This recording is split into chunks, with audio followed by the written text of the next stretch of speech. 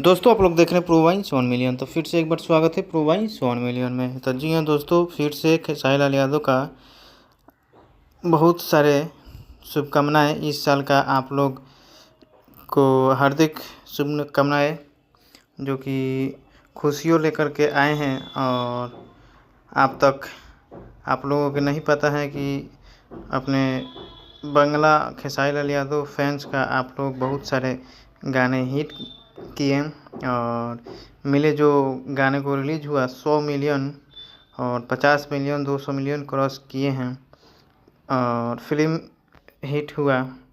बहुत सारे शुभकामनाएं।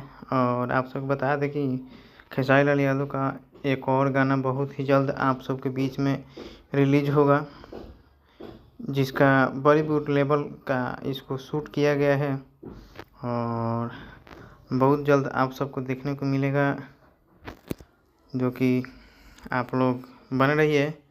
हमारे चैनल को सब्सक्राइब नहीं किए तो चैनल को सब्सक्राइब कर लें और फिर मिलेंगे दूसरे वीडियो में। अपना राय अपना कमेंट बॉक्स में दीजिए। जब तक लिए जय हिंद जय भोजपुरी।